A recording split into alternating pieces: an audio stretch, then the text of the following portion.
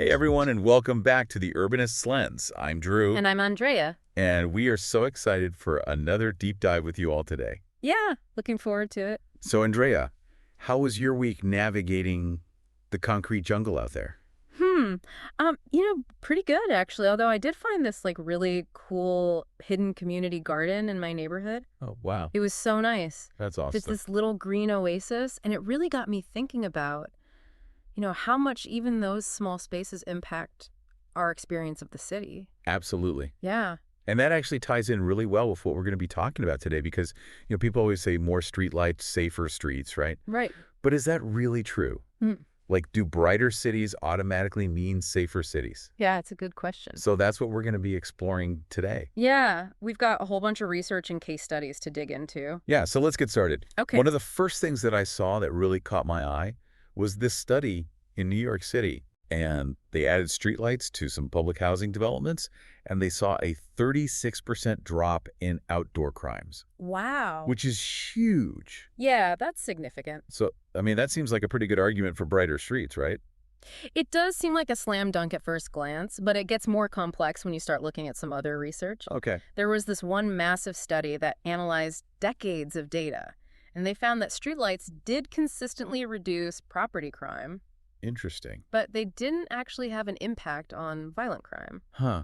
So it's kind of more nuanced than we might think. Yeah, it's not just a simple equation. And this study in London that we found also supports that idea. Oh, yeah, tell me about that one. So they improved the street lighting in some areas. Okay.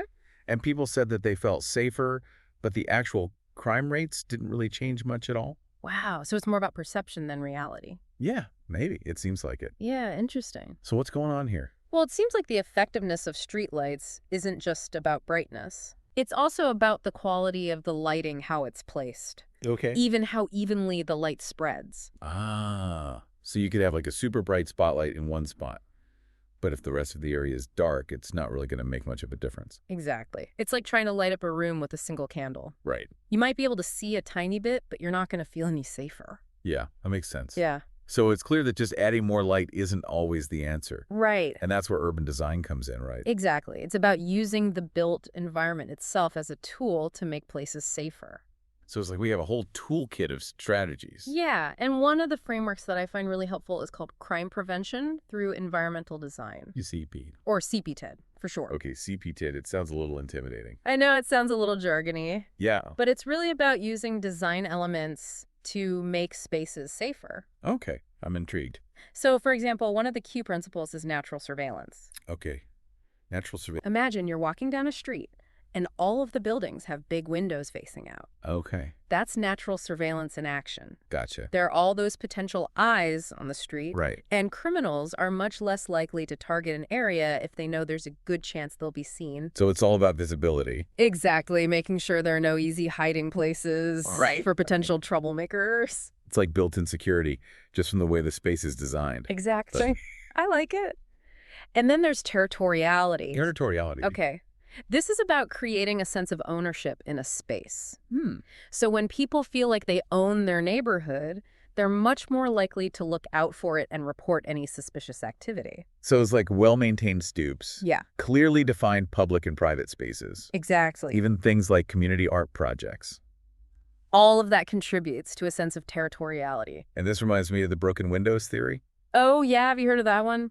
Yeah, the idea is that if a neighborhood has a lot of signs of neglect, like graffiti or broken windows, it can actually encourage more serious crime. Right. It's like a signal that nobody cares. Yeah, exactly. And that's where territoriality comes in, because when people feel that sense of ownership, they're less likely to let those things happen in the first place. That's a great point. Yeah.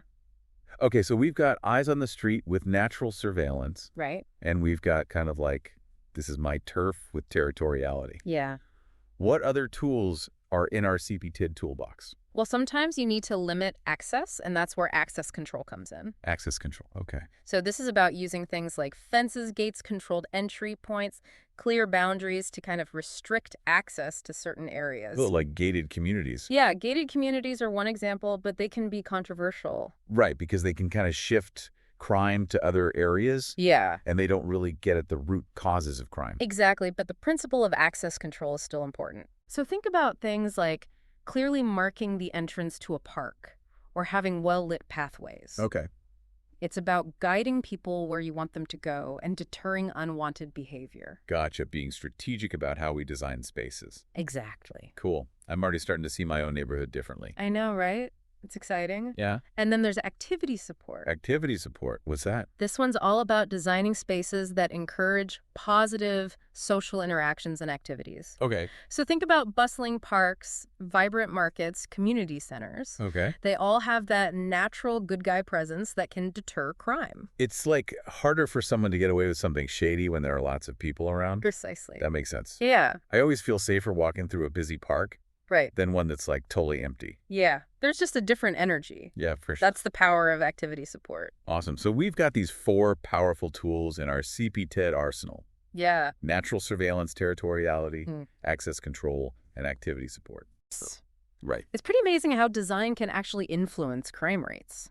It really is. Mhm. And when you combine those principles with some smart lighting strategies, Yeah. you start to get a much clearer picture of what makes a city truly safe.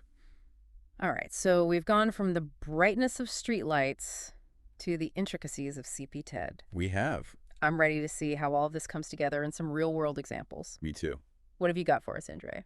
So one example that really highlights this is the concept of mixed-use areas. Mixed-use areas. Yeah, so you know those neighborhoods where you have shops, homes, and maybe even some offices or recreational spaces? Oh, yeah. Okay. Yeah, those sound super convenient. Right. But how does that connect to safety?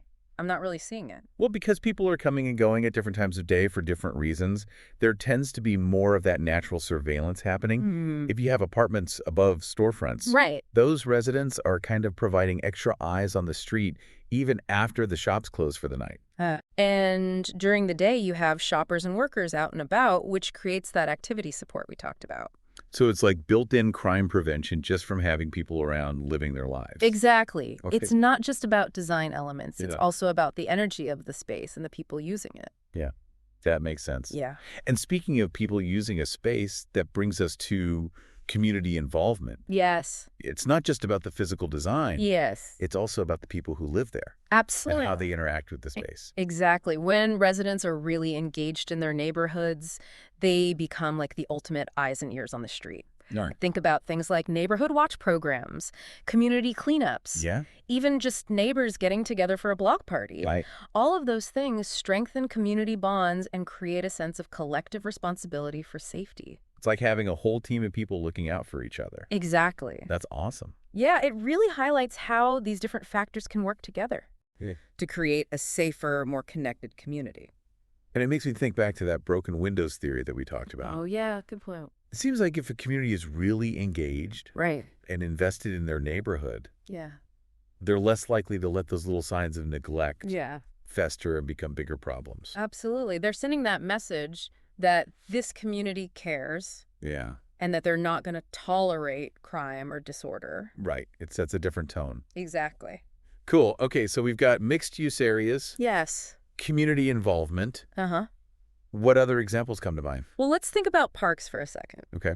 We talked about clear sight lines, Yeah. natural surveillance, Yeah. a well-maintained park with open spaces, low bushes, and clear pathways is going to feel a lot safer Right. than a park that's overgrown or poorly lit. You know, it's funny. I've always felt safer walking through a busy park Yeah. than one that's deserted, Yeah.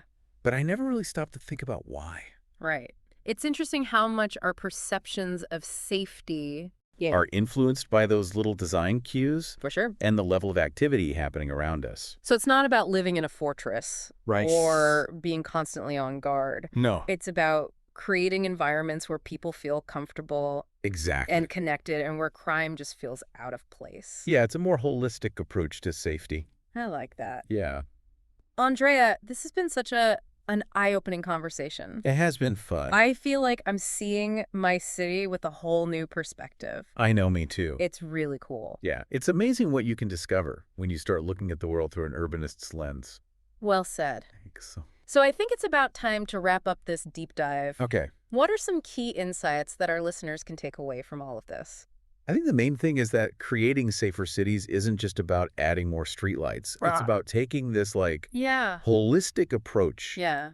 that considers design, community engagement, And even just like Right. mate. So it's not like one magic solution. It's about Yeah. all these different things It's about all these strategy. working together. Yeah, working together to create a safer and more vibrant environment. Exactly. And we've seen how thoughtful urban design can really make a difference. Right. It can encourage that natural surveillance, create a sense of ownership, Yeah. and support all those positive activities Absolutely. that help deter crime. And we can't forget the power of community. Absolutely not. When residents are actively involved, Yeah. they become a force for good. Yeah. They're the eyes and ears. Yeah. They're the caretakers. Exactly. They're the advocates for safety. It's not just the job of urban planners and policymakers. It's Yeah. something we can all contribute to. So what can our listeners do Yeah. to kind of, make their own community safer? Well, I think the first step is just get to know your neighborhood. Okay. Like really take a walk around. Yeah. Observe what makes you feel safe. Right. What could be improved. Maybe there are some overgrown bushes that need to be trimmed Yeah. to improve visibility, or some empty lots that could be turned into Oh. community gardens or something. That's a great idea. Yeah. I'm definitely going to be paying more attention to that kind of stuff in my own neighborhood now. Yeah, and don't underestimate the power of just getting involved. Right. Go to community meetings. Right. Volunteer with organizations. Mhm. Or even just chat with your neighbors. Yeah, just that connection Yeah, build those relationships and that sense of community. makes a big difference. Yeah, This has been such a fascinating conversation. it has been fun. Yeah, I feel like I have this whole new set of tools Yeah. to think about how to make cities safer. That's the beauty of urbanism. Yeah. It helps us see the possibilities. Well said. Thank you. And on that note, I think we've reached the end of our deep dive into safer cities. Great. Thanks for joining us on this urban adventure, and we'll see you next time for another fascinating exploration of the world around us. See you then.